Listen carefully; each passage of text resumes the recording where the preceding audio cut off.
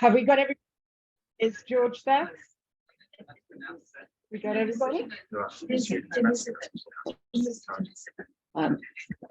Good evening, everybody joining us on Zoom. Good evening, especially to everybody in North America, and to all the people who've made it here tonight with a slightly fewer audience with Reading Week, but the fewer the better. The fewer the better. So this is a really special occasion for Radical Anthropology Group. We're a community-based class who's been running in Camden, North London, in England, for 40 years, free and open access to everybody. And this is tonight going to be talking about a community-based research project and collaboration with speakers and a panel who are rooted in the Oji-Cree community of Lac Seul Nation in Ontario. Though I believe that people are based across North America, British Columbia, Mike Auksi in Las Vegas, and George Kenny. I hope George is there and all ready to chip in. And I'm going to hand over straight away to the London end of the collaboration, which is Alicia Colson here, the archaeologist, and Sophie Redlin, who's here, and will also, I hope, be joined by Susannah Cass, if possible, if he comes in. He's also based in Cambridge. Hey, for Alicia, that's hello. Oh, Susanna's here. Just about to, I'll just admit her, and I can admit. Leonce, could you admit Susanna, because she's supposed to do the first slide? Sure, yeah, she's in. Great. Hello, Susanna. How do you move this slide? Susanna? Asked to unmute.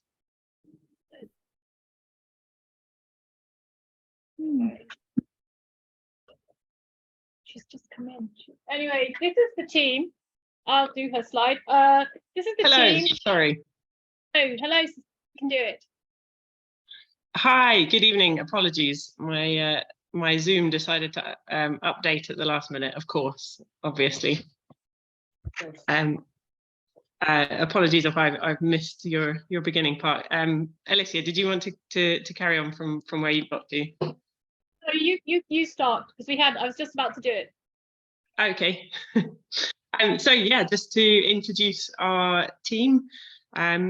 This project all started when Alicia began working with George Kenny and his teaching circle. So that was about back in March 2021. And that group, that teaching circle, includes Dr. Adar Charlton, Michael Auksi, Mary McPherson, myself, John, Bonnett, Alicia, obviously, and Dr. Sophie Redlin.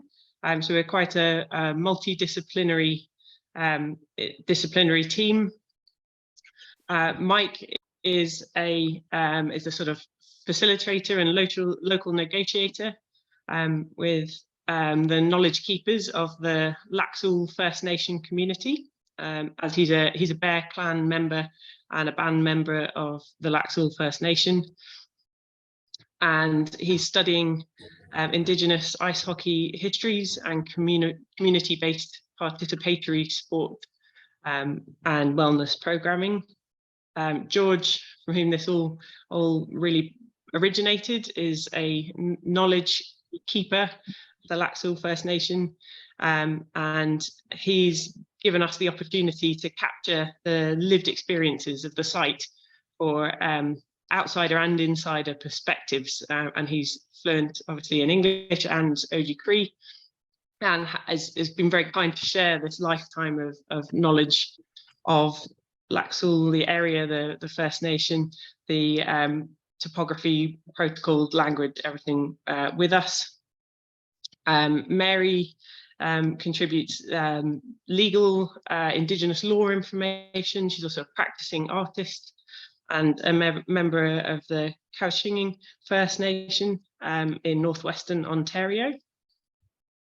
John is a Canadian researcher at Brock University, and he specialises in 3D modelling, photogrammetry, and those sort of applications devoted to being able to reconstruct heritage in a digital era. I'm an ecologist by background, PhD in agricultural ecology in a European context, and also have an interest in environmental education through a European perspective, with outdoor education with young people, trying to see that from other perspectives as well. Dr. Sophie Redlin is an expedition medic, and she's also studying currently for a master's in medical anthropology, with an element specializing in film as well, and communicating through that very different media of film in a medical and anthropological context.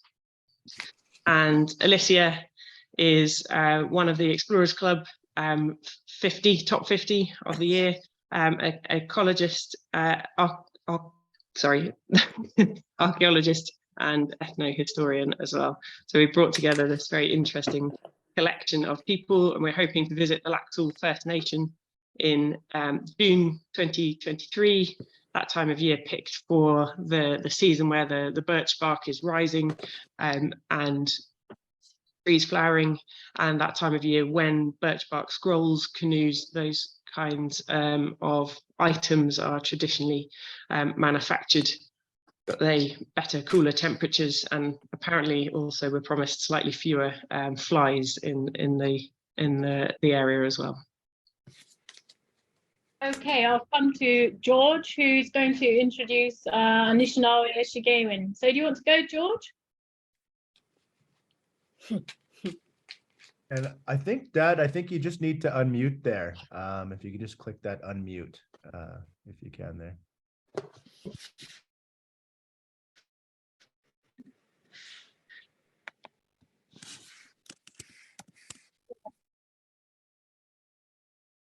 Okay, can you hear me now? Loud and clear. Awesome. Okay. So we're looking at Ahnishinahbayeshshikaywin, and people believe it's similar or is like animism, which is another worldview out in the wide world. The community of Lac Seul is rich with cultural knowledge, resources, wild rice, monoman is the native way of saying it, and of course, wood from the forest. Our area is known for belief in the number of medicine people, shamans, men and women. These medicine people were considered very powerful by other groups and communities. Our medicine people were feared by the people in the north. The settlement had many festivals, the Feast of the Dead and the Shaking Tent. Okay, I'm going to do forward now. Okay. And I believe there's two views that exist, from the outsider and from the insider view. And outsiders are those people who are not like our people, the Anishinaabe. The edible, the eggs, but Did somebody else want to jump in here? they're like the eggs you get at like a buffet. Huh, well, they're good. That sounds good. Yeah, so you salt and pepper them to taste. Just scrambled eggs. I think, George, you want to carry on? Okay, you want me to carry on? Okay. Yes, please. The physical world is the world that the Anishinaabe people believe exists, and it's in parallel with the physical world, the everyday reality and of our lives. And And I want to, at some point, I will be talking about this photograph, if you can see it. And later on in this presentation, I'll be able to explain how Anishinaabe viewed their non-physical spiritual world in I'm gonna move- parallel or in association with their physical world, their everyday world and earth. And the physical here. And Anishinaabe people are able to bring the non-physical world and understanding of it into the real world through dreams and visions. I think somewhere in our presentation, there's There an it is. image of a space creature. George, you've got do you remember the shaman? You've got and it talks about animism from, we had a problem with the slides. So now you've got to the next one, where it talks about the concept of spirit, soul, and ghost. Do you remember your very powerful image where Mike did a version of it? Okay, well, at Root Lake, a rock painting site we're studying with our group here in Canada. This is an image of a shaman, and it was painted with a substance called red ochre. And I believe it was done, it was guided by the shaman, Amo-One Alan Anticonam, and he commissioned my father, John Kenny, and another apprentice called Anderson Capet to go to Root Lake from Lac Seul by water, by canoe. And they camped there and had their vision quests. And when they finished the vision quest, they painted what they saw in their dream when in their vision. And my father told me that both he and Anderson dreamed of a shaman like their teacher, Amo-One. So I think that is, I'm not Okay, sure. I'm Okay, not I'll sure move. what this all means, but Anishinaabe people believe that each of us, each individual human being consists of a spirit, a soul, and then also the form of a ghost. In Anishinaabe, a spirit known as a manito, and the soul is Ojajak, and the ghost is Chibai. We have these terms written somewhere in our presentation. But anyway, so when a human being passes on or dies, their soul and spirit leave their physical body and travels up to the sky world, which is a physical world, but also exists in the mind of the Anishinaabe people. They believe it's there, therefore it is there, although you don't necessarily see it with your eyes. Okay, Adar. Have to unmute. This is just a quick map to kind of situate where we're talking about. So George has just introduced Ahnishinahbayeshshikaywin, which is the kind of belief system that we're talking about. And this is the location. So the red dot, this is Canada. The Great Lakes are there, and you can see Lac Seul First Nation in Northwestern Ontario right there. Okay, this is Lac Seul was first mapped by a fur trader from the Northwest Company in 1785. And it's pointed up here, and it's a round circle, but it's now crescent shaped because it was subsequently flooded and became part of the water system and hydroelectric power program run by Canada. This map was the first map in the outsider perspective, and if you look at variants, which is in French, Dutch, and English, on the French one, it will say land of the bear, which is because the bear clan is the biggest clan here. But this map, which is from the Library of Congress, doesn't have that information. So it's very interesting when you see the different ones with the different types of information in them. So Lac Seul is right here.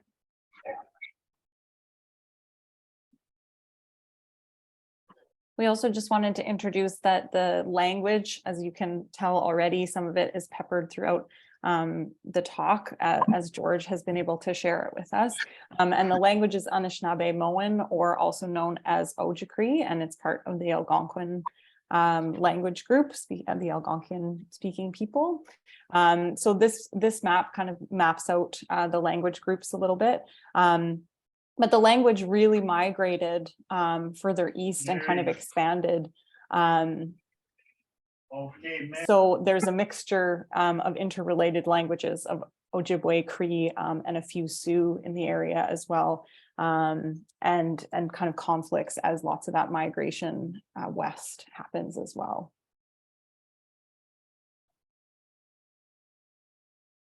Okay, this is a quick sort of synopsis of the history. Now, the reason being is when outsiders think of the area, we always tend to think of Canada as having a long history, but however, it's a very short history in outsider history in comparison to the Indigenous history. So just a quick sort of overview, and it's going to be sort of flash, and any questions asked later. So in the English and the French were arguing over it, so they meant prairie settlements, which is where we have Rupert's land, which is why you see in this first map, you see France and England, and they were very plain. Then you have the Hudson Bay Company was founded in 1760, so it's had a claim over a good chunk of portion of the land here, and the French were elsewhere. And this is Louisiana, which was subsequently sold to the Spanish. So this is where you see the shape of Canada changing, morphing into what you might know today. So here you have the development of Lower Canada, Upper Canada, Northwest Territories, and Greenland and Iceland over here. There's Newfoundland, and gradually this is where in this period you have the creation of the 49th parallel as the international boundary between what we know now as the US and what we know as Canada. And this is an argument. There are three disputes on the international boundary line, one around the Lincoln Woods, one over in New Brunswick, and one over towards Washington and southern British Columbia. So you can see gradually the place is changing shape, morphing into what we now know as the provinces. And so eventually you get to 1949, by then the country's running itself, it's already separated from the UK. And here we get to settler Canada. This is what you know if you open up an atlas, and this is the number of treaties, Adar. Yeah, so we wanted to show just the kind of juxtaposition, obviously the fluidity of these colonial boundaries and borders as they were established, all the way changes being made till 2001. And underneath it is the second map, which is a map of the numbered treaties. There are also treaties in Eastern Canada that aren't shown on this map, and a few more in Western Canada, but there's also a lot of unceded territory on the West Coast as well. But basically just to show that the treaties are the basis for colonial occupation and settler occupation of Canada, but they're very different than the colonial settler borders and boundaries that were set over top of that. And that's where we get kind of different layers of what the land is and how it's divided and division. So the treaties themselves were the agreements with Indigenous nations so that England could ship settlers here. And that's why people like me are in Canada today. And yet there's kind of this juxtaposition between all of the types of boundaries and divisions of land. And that continues, I think, into the next map. This is a map of Anishinaabe territory. So this is the Indigenous division of the land. And you can see it's a large chunk of land going all the way into the states as well. So that 49th parallel we see as a colonial boundary as well, and not how the land is divided by the Indigenous nations there. And then further on, in the next slide, we can get there. This shows similarly, not just Anishinaabe territory itself, but all of the individual communities that are now also reserves, but really showing the diversity and the distinctness of each of these individual communities. We're also talking about one Indigenous nation and one Indigenous language group, the Anishinaabe. There's tons all across Canada, but then even the distinctness in individual communities as well, and to recognize the diversity in these nations, in their belief systems and cultures and ways of living, and not just as a homogenous community of all Canadian Indigenous people. So to show just the diversity there. Okay, so we've got two views of Lac Seul. What it is, you can see the one looking at traditional map, where it's a Google map where I've just annotated the edges of the First Nation, and then you have what you look at your classic map, photograph of the area. If you look at the Art Canada, for example. So this is used from a bush plane, and it's just very different. And so you can see you have different perceptions depending on who you are.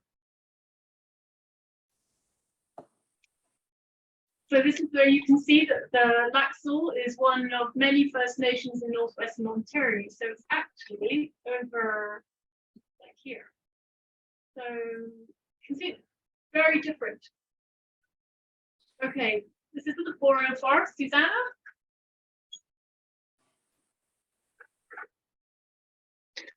Yeah, so we're looking at this sort of area referred to as the boreal forest. It is an area that takes up probably about 30% of the world's forest in the subarctic region, circling the top of the planet. But actually, it's a much more complex patchwork of habitats and environments. So in terms of the boreal forest, we're really talking about an area characterized by about 10% canopy cover, where the trees we're sort of still below that temperature tree line. Trees still able to grow up to the sort of 5 meter limits to give real forest, but actually a much more diverse habitat of wetlands, lichen forests, lakes, huge amounts of water systems that's sort of controlled, and this procession of different habitats relating from the different moisture conditions, the seasonal conditions, 6 to 8 months frozen of the year, and also then quite a fire dynamic region as well in those few hotter months, with the fires burning out, when they do happen, burning out really large amounts of biomass as well, and creating those successionary ecosystems, really rich environments in terms of their the wildlife, the sort of fish and aquatic resources in the water systems, and plants, seasonal berries, the wild rice, as well, in these really dynamic systems that have been so integral to the lives of the peoples living there, but also managed and influenced by those groups as well in managing the resources there. Okay, this is just so quickly, how was this reached? So you've heard all about the forest, the boreal forests and the richness and the diversity. So how was it seen by outsiders? It was represented predominantly by the group of 7 painters who were really sort of building Canada's identity as a settler nation post First World War. So they painted it as sort of empty, nothing was there, the wilderness. But in reality, the period is actually a lot more complex. So these are just two sort of paintings that are often shown just to show you exactly the view that was being created, essentially. So this is a history of Lac Seul. Hello, George. You need to unmute, George.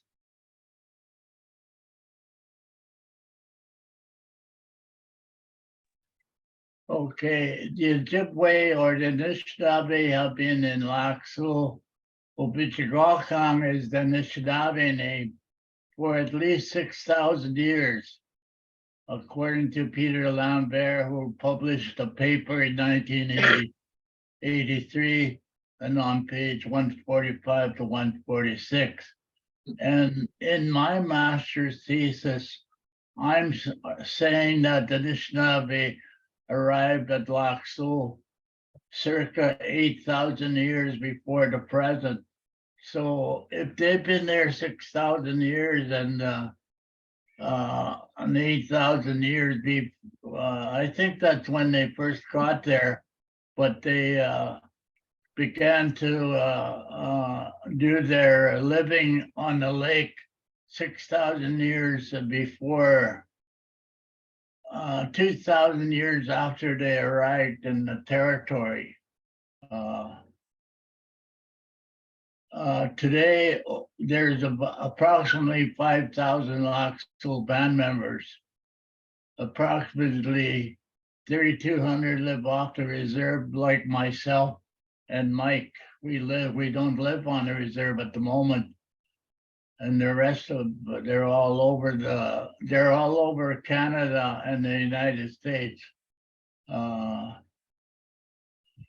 And Lac Seul appears on Peter Pond's map of 1784 as Lone Lake, which is a translation of Lac Seul. The Grand Chief Henry Comartin and Ahnishinahbayeshshikaywin signed for the Lac Seul Treaty 3 on June 9, 1874. There's a picture of the chief, and the English changed his name to John Cromarty. He is my great grandfather, and according to the treaty commissioners, Mr. Cromarty stood 6'11" in height, and then there's also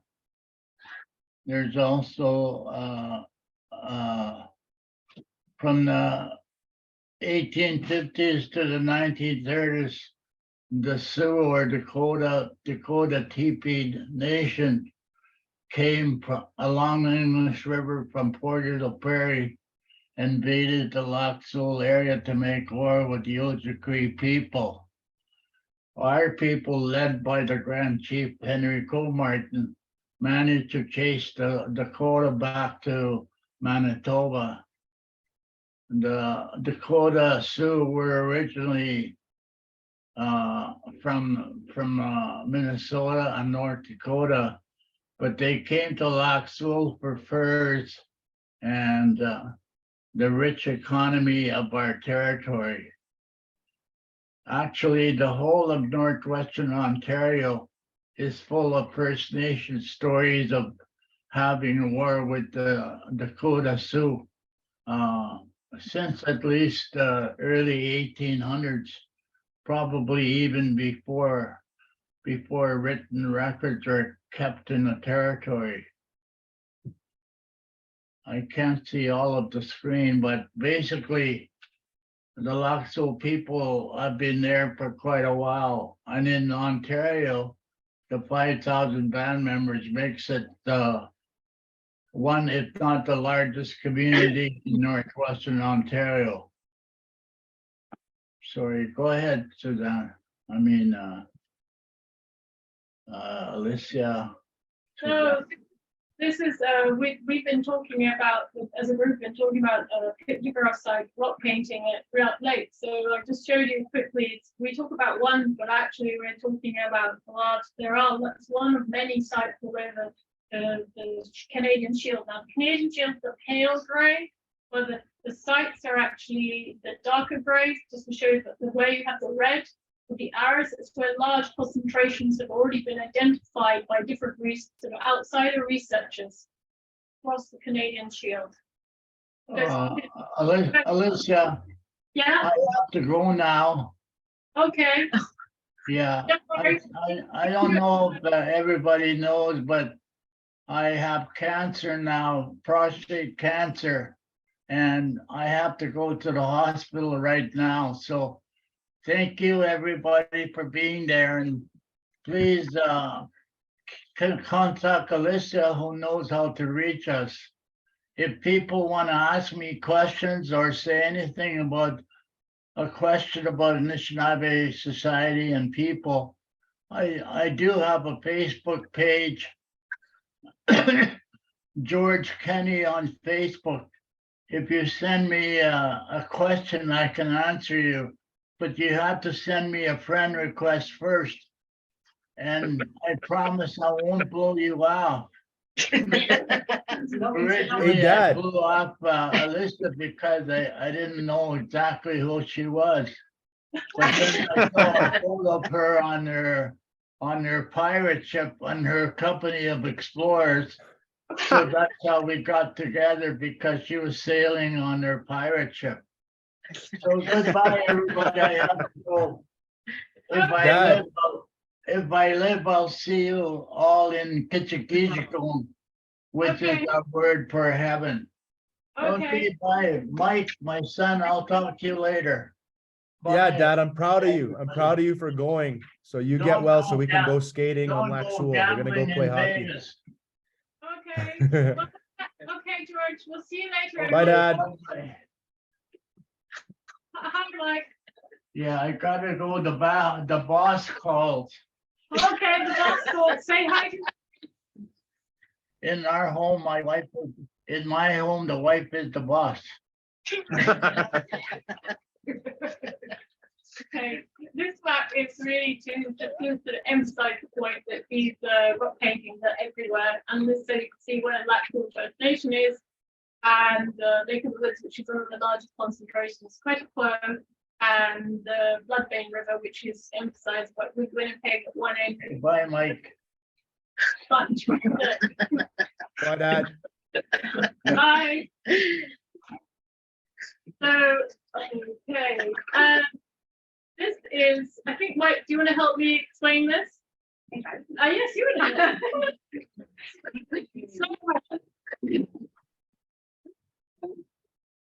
Well, George asked me to speak a little bit more to the Ahnishinahbayeshshikaywin belief system around particularly what happens after death.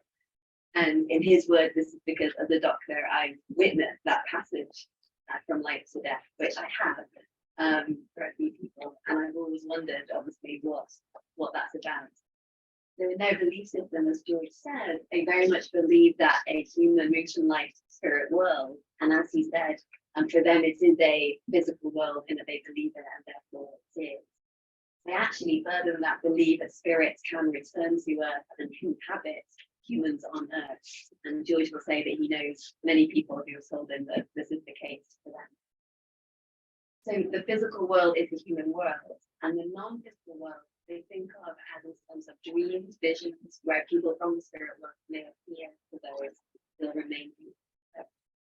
And the rock painting, the sort of core and heart of the project and how it started.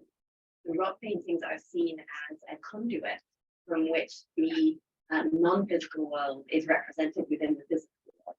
So people who receive these visions, these dreams, are drawn to recreate them.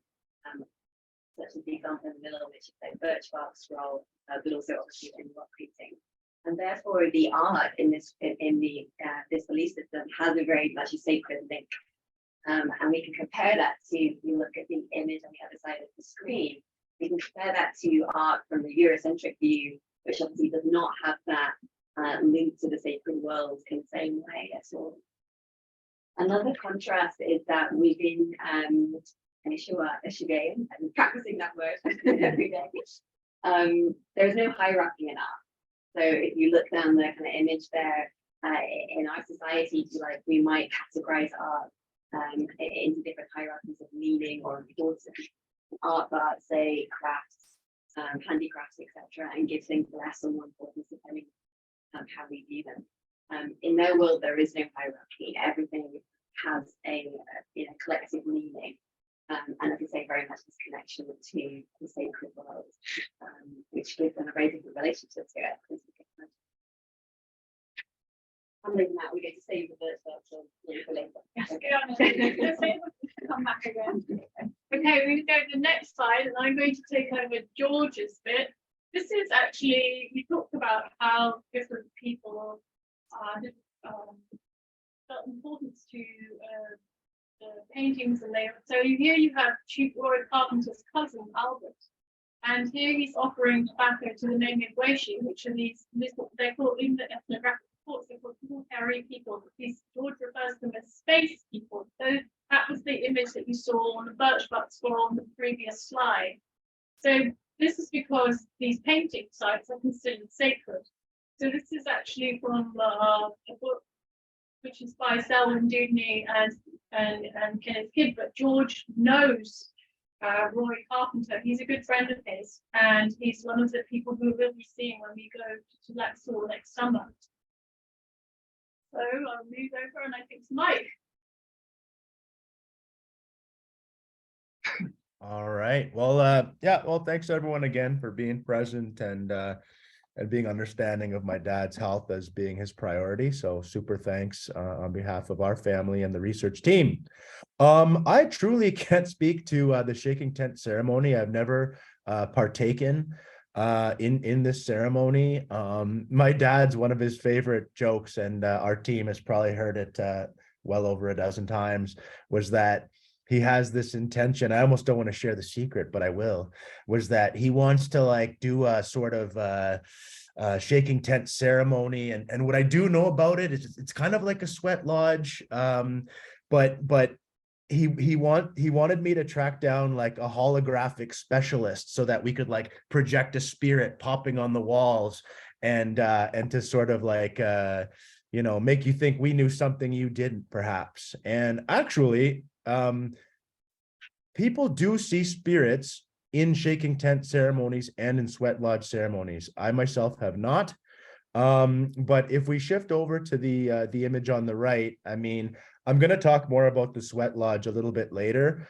So I'll just tell you what's happening in this photo, and it's just looking at it fills me with a lot of strong emotions. So those are the sort of exoskeletons of two sweat lodges that I was a part of constructing while working at the University of Toronto, Dalalana School of Public Health, Wakabiness Bryce Institute for Indigenous Health. That took a lot of practice to nail.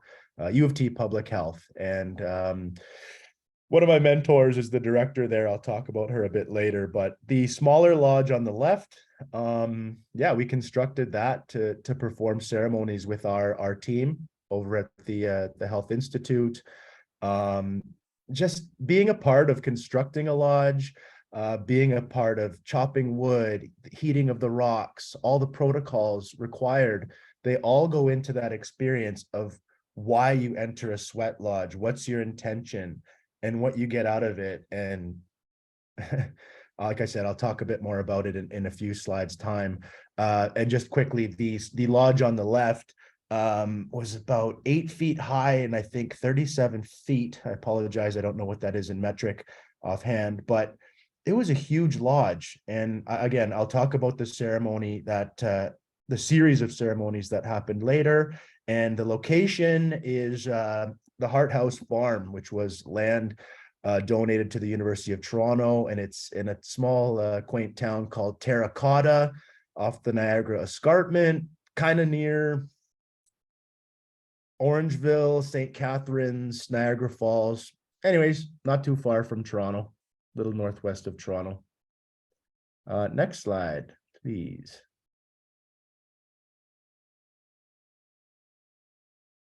This is you again. This is me. Yeah. So yeah, so what my dad, like when my dad mentioned something like the concept of pan-Indian, pan-Indigenous, what strikes me as significant is and it's really close to home, is that I represent sort of someone who's managed to, you know, sort of navigate my life by embracing a sense of pan-Indianism, pan-Indigeneity, whatever, however we'd like to frame it, because I didn't grow up with my dad, you know. My dad moved up north when I was quite young, you know. He is a residential school former attendee and survivor. and the city was a very difficult space for him to navigate, right? And everything that we do, like people like me and my dad, we put ourselves on the line, and we'll tell you personal things. I'll tell you something personal right now within the boundaries of appropriateness, that I didn't grow up with my dad. I grew up with my Estonian mother in Toronto. And honest to goodness, it must have been 6 months ago, maybe less, when I finally came to the realization that he himself was taken away and sent to residential school when he was 6 years old. He was separated from his dad as well. And when you get those kinds of perspectives, it kind of just allows you to kind of be at peace with the way life goes. And I'm going to talk about it a bit later, but some of what, like the experiences of someone like myself, an urban Anishinaabe person, is we seek culture and community within those urban cities, those spaces, at universities, as you'll come to learn about my life, community centers, you know what I mean? Because otherwise you'll just get lost in the city. And community powwows, whether it's in the cities or in communities. This photo taken by cousin Brent Wesley was from a massive powwow every year in a community called Eagle Lake First Nation, which is, if I can get my directions right, I think a little bit west of Lac Seul, towards near a town called Dryden, Ontario. So I'll leave it there for now. More to come in a bit.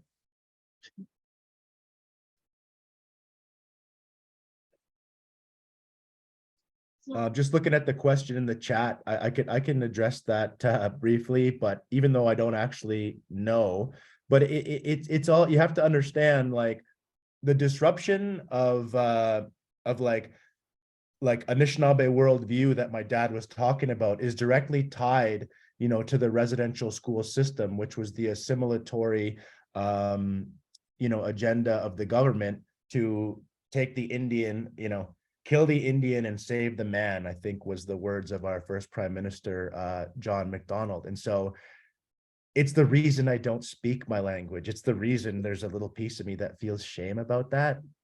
It's not that prominent anymore, but that's how it is. But I couldn't tell you exactly when, but you have to understand too that ceremonies were also legally banned. Ceremonies had to go underground. And to this day, it's like, you perform a ceremony in the park and it's like, it's beautiful, but there's still this weird, I don't know how to put it, but that's just a snapshot, if I can leave it there. Okay, this is a slide that George was going to show. This is actually the sacred bear scrolls, the scroll of the bear clan, and it's made by Zora Fish, which means nightfall. It's a birch bark scroll and it shows medicinal plants. Now this flora is, as this text says on the side, I took it from George's Facebook page. It is Flora with her husband in the 1930s. Her husband was John Fisk, who was also shaman. Now at the time in the 1930s, this was before ceremonies were banned. So he's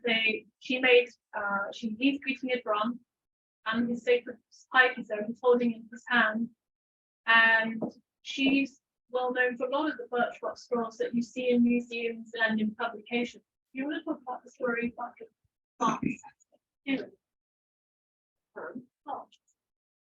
So George knows the names of the plants. So this really speaks to what I was saying before, that Laura will have had a dream or a vision, and been drawn to draw out her vision on a birch bark scroll.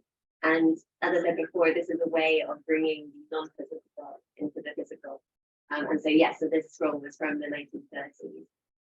Now, I don't know the names of all the plants, but George's wife, Mary, who I believe knows a lot about medicinal plants, could know more of them. And this is very obviously symbolic of, the painting, the depictions on the scrolls really speaks to the whole worldview and the whole culture in one condensed form, which is the interesting thing for sharing knowledge about lots of things and these drawings. Flora was a medicine woman, as Alicia said, her husband was a shaman, And obviously, as Alicia mentioned, these were times when people could openly, practice these activities and ceremonies. And George speaks there a lot of shamans. I think it's right that the highest concentration of medicine people are shamans in the area. So yeah, it's a really kind of interesting thing for us to look at to get a taste of the worldview and how it works. Sure.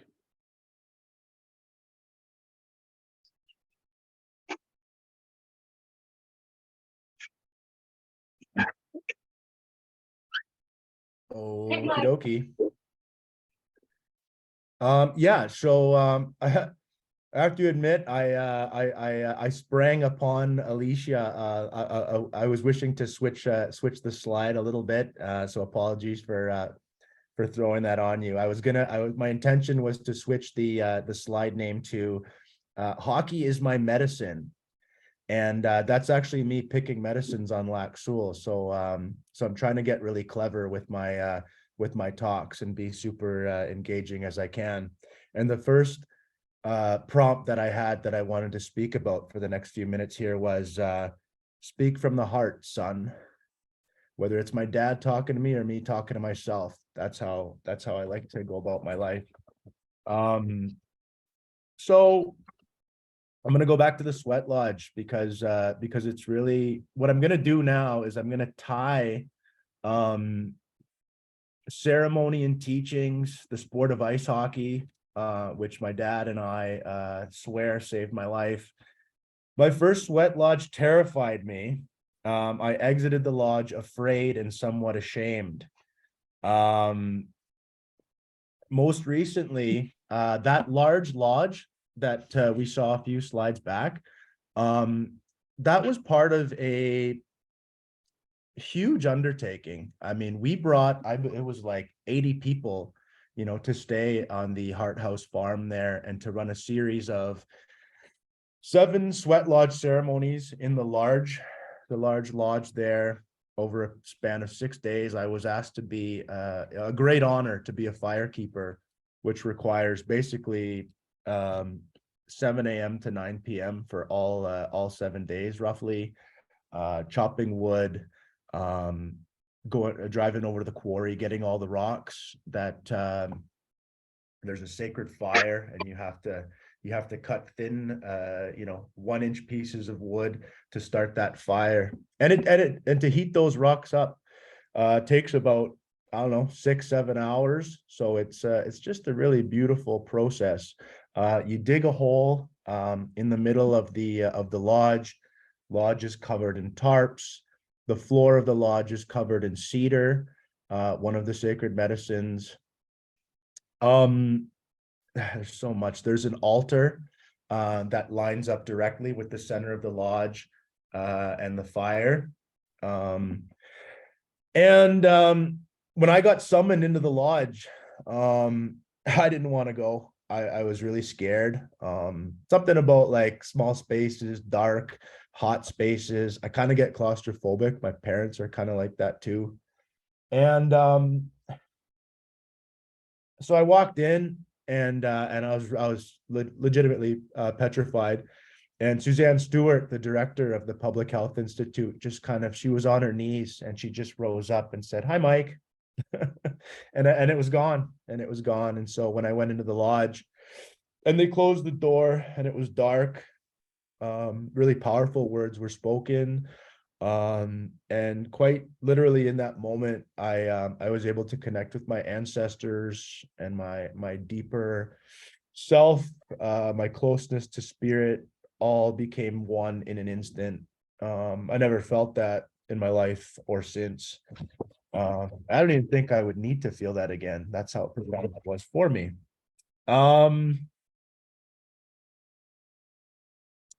Yes.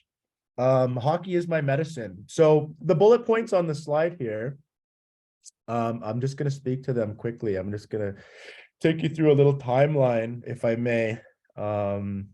So in 2002, 20 years old, my dad called me. I had just been fired from Via Rail. I was working at at the train station. Well, a month later, in March or February of 2002, I took a 24-hour train ride from the place I got fired for going to the Montreal-Toronto hockey game, might I add. It's kind of fitting for my life. A 24-hour train ride to be reunited with my dad. I didn't sleep. I knew something was going to happen. I'm getting choked up. I like when this happens. I do. So my dad just takes me straight to Lac Seul, and we play hockey together with Old Blue lighting the way, his old Chevy truck. I played hockey for the Lac Seul Eagles, my love of self and hockey career revitalized. In 2004, my dad talked about dreams and visions. I used to walk by Varsity Arena at the University of Toronto, and I would stare it down and say, hey, I'm going to put on the blue gloves, the blue helmet, the blue sweater, the iconic sweater of the University of Toronto Varsity Blues. And I did that. I got into, I never finished high school, but I got into this really wonderful access program called the Transitional Year Program. Lots of Indigenous authors, Black authors, a very non-Eurocentric curriculum was this one-year access program. Turned my life on a dime, just like my trip to Sioux Lookout. So I spent 3 years at U of T. I took some Indigenous studies. I was half done my degree when I decided to switch schools because I wanted more ice time in hockey. At Ryerson University, since renamed Toronto Metropolitan University, I acquired my undergraduate and graduate degrees in social work, my life's theme of giving back. I finally got into game action, playing a full season for Ryerson, and one fateful night at Varsity Arena, I commanded the coach to put me into the shootout, and I scored the winning goal against my old team. And everyone was booing me when there's a video of it. I'll share it in the chat if you're so inclined. They're all booing me when I go to shoot, and then they were all cheering after because they knew what it meant to the kid who didn't get a chance to play while he was varsity blue. Whatever, it's not about me in hockey, but it kind of is. From 2013 to 2015, so all the time leading up to this point was like really wonderful, discovering my sense of being Anishinaabe, where I come from, reconnecting with my dad. Okay. And so after I finished my master's, I was like, all right, time to go to Tallinn, Estonia and reconnect with my mother's country of birth. I embarked on a 2-season mission to qualify for the Estonian national team. I worked as a personal trainer and an off-court kids tennis coach. All my dreams came true. I finished as a 3-time IIHF Team Estonia defender. Today, I work with the Estonian Ice Hockey Federation in the capacity of global prospect recruitment and player development. Just like my career, it's all on my own terms. Presently, PhD candidate at McGill, and I'm just really thankful to be here. That's it.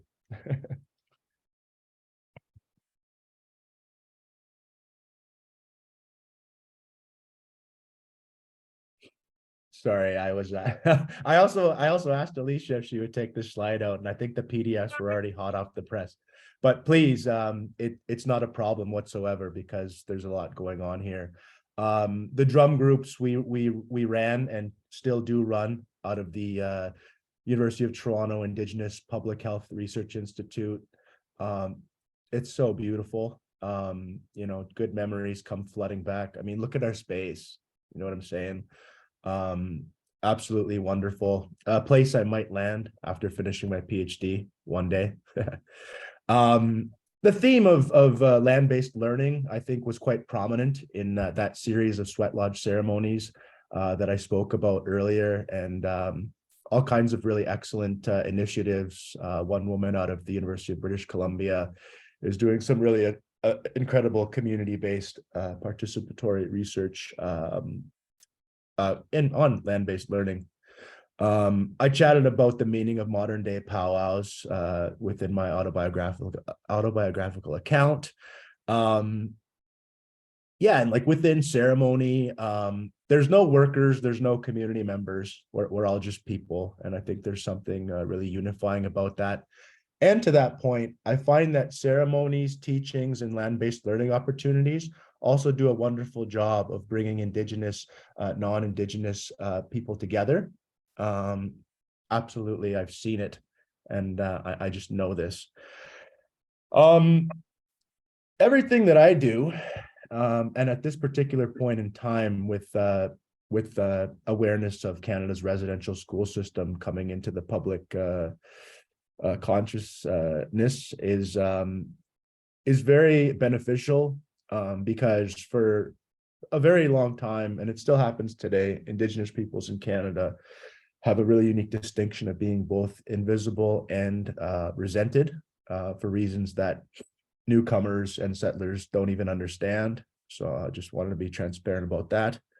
The last point about pluralizing the singular narrative in Canada is kind of a plug to my doctoral research on ice hockey history among Indigenous peoples in Canada, where there's a lot of really fantastic hockey histories in Canada that aren't the usual, like, speaking of the singular narrative, the excellence of the Pelican Blackhawks, the Sioux Lookout Blackhawks, which is based in the region of Lac Seul, the town of Sioux Lookout.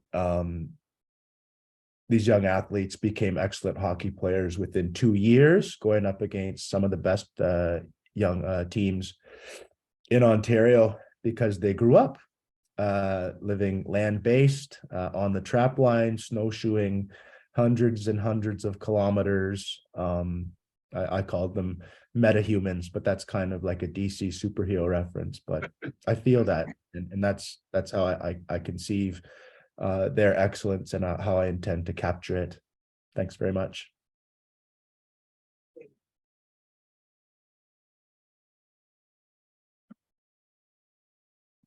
So I just wanted to say a big thank you to Mike. I think George, sadly, as you know now, left the Zoom, and Adar as well, I think. But just like a huge thank you to Mike. And I know I speak for Alicia, I hope, when it's such a privilege for us to chat with you, Mike, and your father every week or when we can. And you know, as Mike said, it's a talking circle of sorts. We sit, we share stories, listen to George's jokes. Which are amazing. And really speaking personally for myself, you know, someone in medicine, I'm just learning this whole different kinds of medicine, you know, knowledge, community, connection. And we really, really are learning from each other. I think to speak to what Mike was saying in that last slide, another big part of the project has become about, you know, how George can share his incredible knowledge with younger members as well, and we hope that when we do come out, that will be a part of it, for teaching for those ways to younger members of that society. So it really is an incredible mission that they're on. So yeah, just a big thank you from us, and I hope Mike might be happy to take two sessions. Thank you.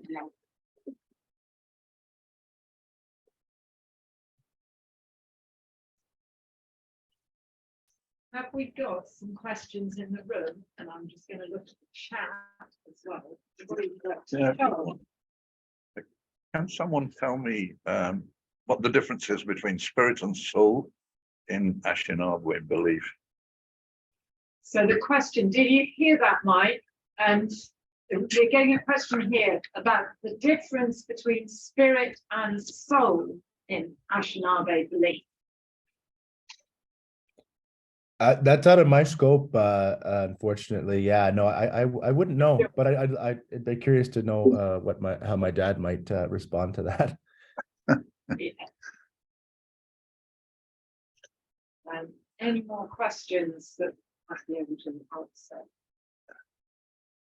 I'm going to stop the screen share so that we can get more people on the gallery. Okay. And I can see the chat.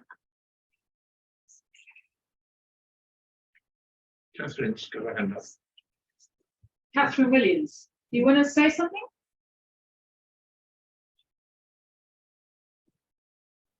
Hello, I just want to say first of all, thank you to the team for a fascinating talk. It's so rich, it's quite difficult to take in and also very moving, of course. I'm just excited because about the idea of the rock surfaces being a membrane between parts of the world seen and unseen, because that makes me think of the work of David Lewis Williams in South Africa on sand rock art. And as a layperson with regard to that sort of academic knowledge, I don't know how well regarded that is, or whether that's seen as an idea that travels around the world, but it just struck me as a parallel, and I didn't know if that was something that the team was already talking about and discussing with sorry, I've lost his name, with George and others. I can answer that question. I looked at it myself privately. I don't really think it's an interesting model. I think it works to some degree, but it's not really particular to the Ahnishinahbayeshshikaywin, really. Yes, there's a similarity in the sense that the paintings are acting as surface of several worlds, but I think that's as far as you can go in terms of comparing it with what David Lewis Williams has been doing. Because George is not quite happy. We're comparing Lewis Williams and yeah. There's the way Lewis Williams has developed his model, sort of developed it further, and he's gone to neuropsychology. Yes, it's very much. Yeah, and it's neurocognitive, and it's very much specific to Southern Africa. So that's where the sort of parallels in. There's some similarities, but I think there's similarities to several other well-developed version of David Lewis Williams model. Not really. Yeah. But thank you for the question. Yeah, it's a very worthwhile question. Yeah. Have we got more questions on Zoom or anyone in the room? So you want some questions? Talk here.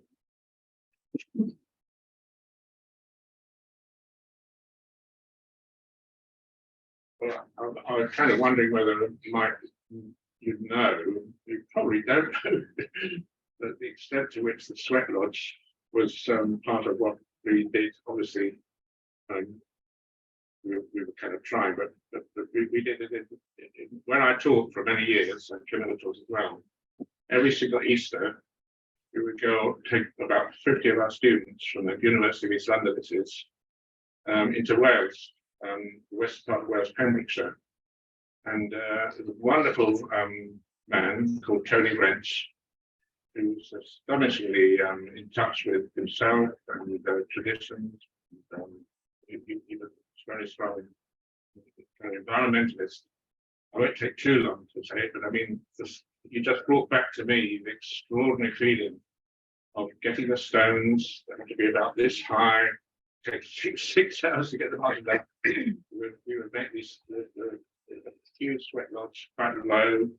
And I just say this, that what I remember is, like you, feeling scared. But we were all sort of, I just felt, as you sort of could hardly breathe, was getting so hot.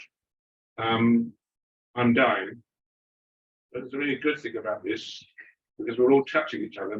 It's so close that all our shins are sort of touch. At least we're all down together. I'm down with everybody else. And it was a very, very, very profound feeling. And of course, every now and again we come out and we dive into this pool and we go back in again. And we did this every single year, non-stop, for about, 14, 15 years in the 90s. Wow. So I'm just saying that you taught us something. And for me, those were very, very, very profound experiences. And I share what you say. You have feelings and connections and a sense of kind of unity with the world around you, the water, the smoke, the fire, the birds, the things that people say. We used to sort of go around in a circle and say just minimal things, but just whatever really we felt needed saying, we'd share those things. very, very powerful. And I haven't met you before, but I'll just say in some slightly indirect way, some of the most meaningful experiences of my life came from around where you are. And so I'm kind of saying thank you, because that was very, very important to me and to many of our students. And each year we take about 30 or 40 students, and we get, and most of us would be brave enough to get into the training. Carlos, maybe here, yes. Carlos, do you want to say anything to that? Hello there. Yeah, I was just wondering. You mentioned the medicine using of the cedar on the floor of the lodge. Could you tell me what you made the lodges out of? Like, you know, you say tarps. Did you tarps, and which sort of timbers would you build the frameworks from? And would Sure. I'll any tell of you it have what any I. significance? And the fire, maybe it's the fire you built to heat the stones. Was that the wood for that? Any significance in the particular wood, or just? Yeah. Like, and I'll respond first to Chris, if I may, because that was a really wonderful share, and it brought a lot of good memories back on my end too.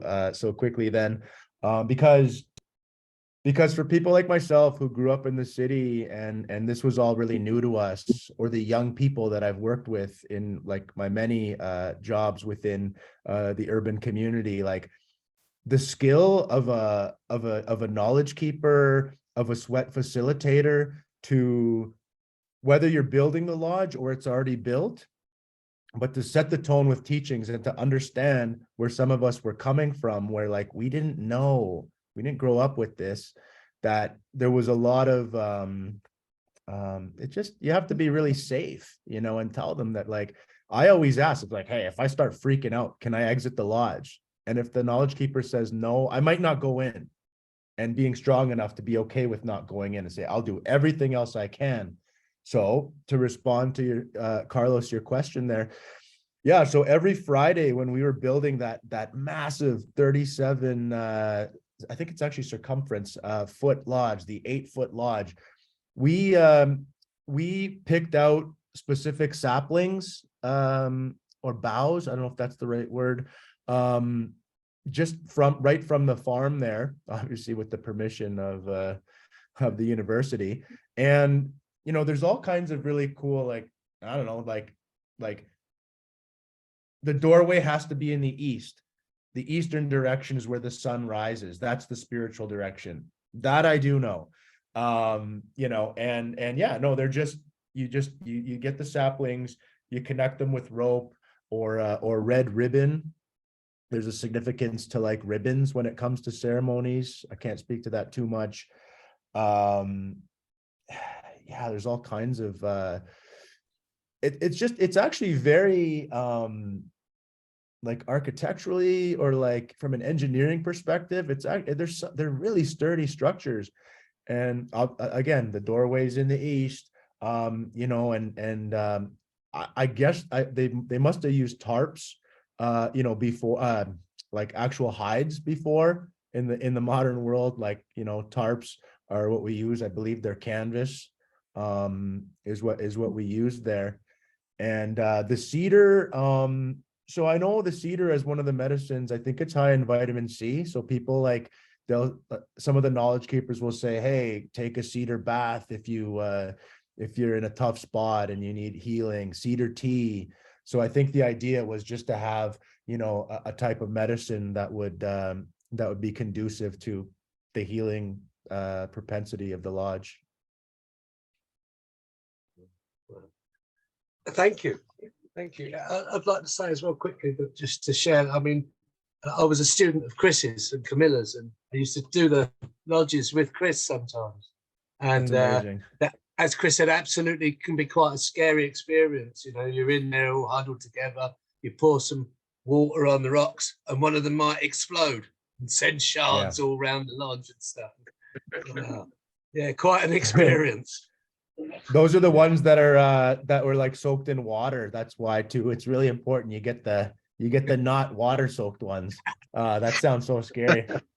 Yeah, definitely scary. but very wow, it's quite such an experience. Mhm. Thank you. Yes, thank you so much for talking about that and sharing the experience, because that is something that we really did link to in the sweat lodges in Wales, and I had the experience myself as well, and the way of everybody joining the building, the going and cutting the saplings, the building and creating the lodge together. Sometimes it was done as all women and men, sometimes it was done separate, women and men. So we did it various different ways, but the experience is always intense and very powerful and wonderful. It's something very special. So it's a wonderful thing that we can share. And there are some questions on the chat, and it was something that I wanted to ask about too. So Jennifer Walker's asking about gender and hierarchy in the tribe. And I was particularly interested in the birch bark scroll and the Flora's, the medicine woman. Clearly there are kind of parallel traditions of knowledge passing down, men's traditions, women's traditions, or is that a correct representation? Just about like traditional gender roles. I was looking at the questions just now. Yeah, I mean, like I can't speak, like please don't quote me on what I'm about to say, but yeah, I mean, like I know my dad's dad, my grandfather, John Kenny, he was the hunter, trapper, the fisherman, right? He was the one delivering mail from Lac Seul to Red Lake, snowshoeing 100 kilometers a night. You know what I mean? So that is to say that my grandmother like would have been doing a lot of the work like around the home, and that was very hard work, no question about it. And I've actually heard too that one of the really difficult roles of women in a lot of First Nations was like the repairing of canoes. Actually a very hard thing to do. That's what, I don't know, I heard that recently somewhere. So yeah, there was like prescribed gender roles in that, but it wasn't like you couldn't do something. I don't think it was just kind of like, it made sense. Everyone had a role, duties and responsibilities. And yeah, I mean, I don't know nothing, so I'll stop there. Whether you want to say anything. At the moment, we're actually working on a paper with George on the which he says relationships are key to Ahnishinahbayeshshikaywin, and so we were talking about the shamans of the past and today. So we talked about the relationships of shaman. He's identified each names, their apprentices, and what the sort of types of things they do. And so we're sort of, I obviously have like lots of questions, but I have to be careful next. I'm not going to ever and going to tell me. So we're working on those. Yeah. So it's a kind of phylogeny or family tree. It sort of seems to be a family tree of sorts. Arif has put his hand up.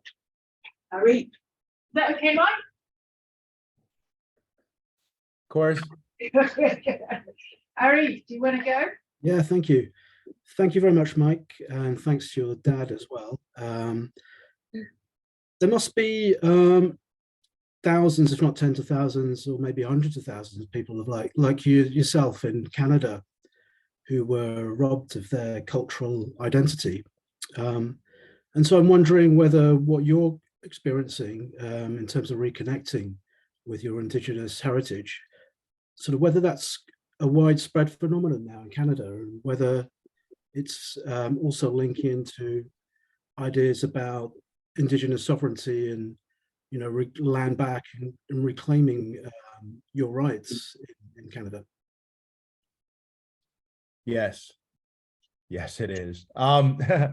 So yeah, I mean, like, I don't want to be like, I just want to answer like in a way that doesn't put everyone on a downer, but there's a lot of young children, youth that I've worked with that are single parent homes in the city, East Scarborough. There's these beautiful pockets of communities of like families that like, if you, when you work with them, you're like they're always fighting, you know, there might be those elements of dysfunction. And then we come together for like feasts or to do sporting events. And it's just like, all that just goes away. And it's just like, so that sort of stuff doesn't just come from nowhere, but the love is real.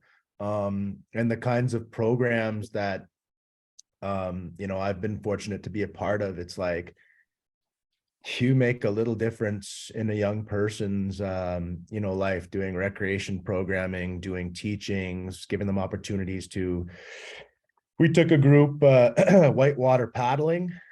You know, those kinds of experiences are fantastic.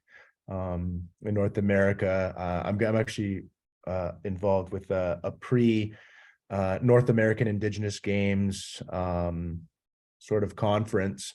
And basically the NAG, North American Indigenous Games, brings together like Indigenous young people from like provinces and territories in Ontario, states in the United States, and gives them opportunities to compete in archery, canoeing, wrestling, basketball, volleyball. So a lovely little mix of sort of like traditional and sort of more, you know, Euro-Canadian sport, mainstream sports. The opening ceremonies are going to be something this summer, seeing all those young athletes together, because I'm a proponent that sport, when sport done right, does imbue excellent life skills transfer. Brilliant, thank you. Thanks. Thanks, Harry. Any questions in the room?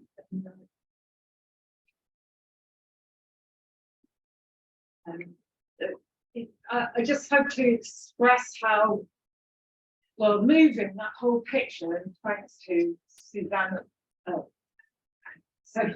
Alicia and Susannah as well, putting that picture together with Mike and Adar, who's now gone, and George, of, you know, these different, the disparate nations, and how many disparate nations of the Anishinaabe up there are in Canada, and these very different experiences, as Mike's been drawing out, of the urban living and the kind of dispossessed or alienated, and yet this resurgence and recovery of seeking culture, and particularly indigenizing academic and university spaces. This seems like an arena of really great hope. We saw some of those pictures, those beautiful spaces that the First Nations people were able to kind of take back.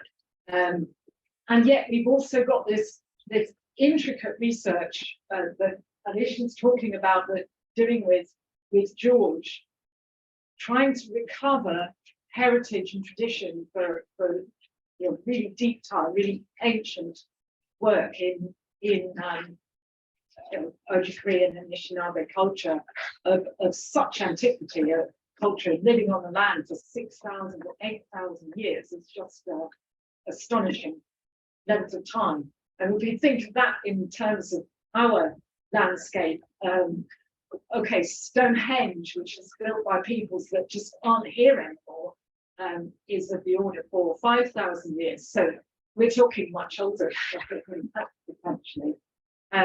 So it's an amazing project that it's trying to both you know, be part of the regeneration of a modern urban setting, but also to recover heritage from the deep connection to landscape. And so that's what I'm kind of hearing is going on in this project. Any of you guys want to add into that? So yeah, it's very moving for us. I mean, a lot of us have been following the whole developments over the last year or so, more than that now, of the residential school, the visit of the Pope and so forth, and the responses to all that. So it has really been very moving to hear about that. And of course, over here in Britain, we feel quite a lot of responsibility for the kinds of traditions that were imposed by our very patriarchal ancestors and very imperialist ancestors onto First Nations peoples and the peoples of Canada. And indeed, the change of the name, Toronto Metropolitan University, is part of this process of decolonisation, I believe, the name of ours.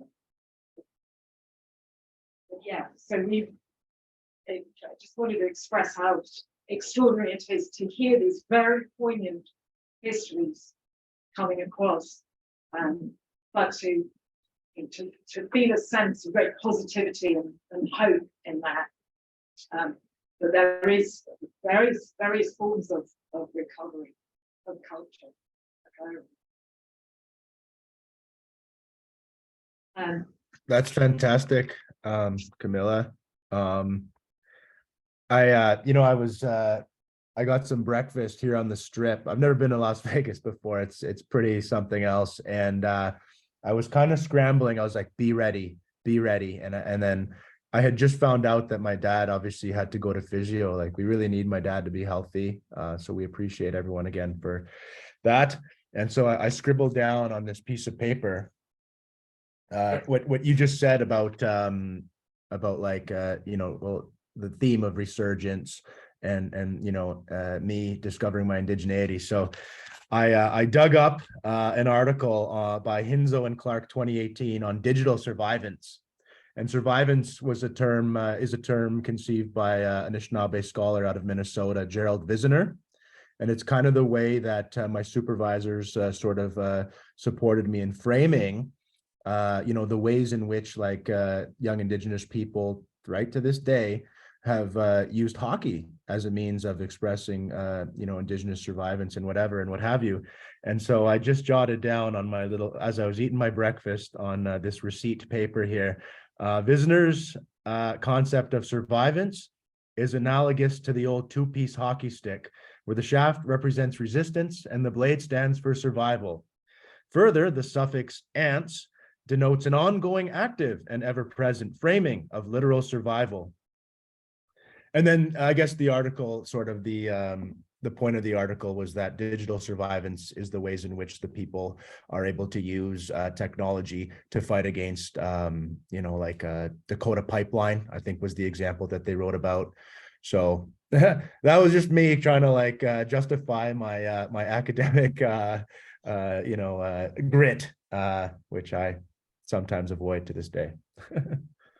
Yeah, it's wonderful to hear about the hockey as medicine and the meanings of that as well, just as much as to hear about the petroglyphs and the ancient rock art and so forth. So it's really really educational for us to hear about that. Awesome. Any if there are any more questions, otherwise we can bring the session to an end, I think, unless they've got more on Zoom or but I think we've given Mike quite a hard time because he's had to be fielding all these questions. And so what we've got to do is to say thank you to all the speakers. Adar's not here. Thank you especially to George, and we're absolutely praying that we're going to be able to hear more from him in the future, and that he's going to be there to pass on that knowledge. And everybody, so thank you very much for coming on Zoom. Next week, we hope we've got Morna Finnegan. We definitely will have Morna Finnegan here for speaking on sacred dirt, words and power.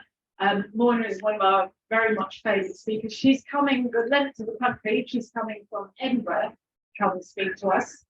Not quite as far as Ontario or Las Vegas, but anyway, it's that's quite a long journey. So thank you very much and goodbye. And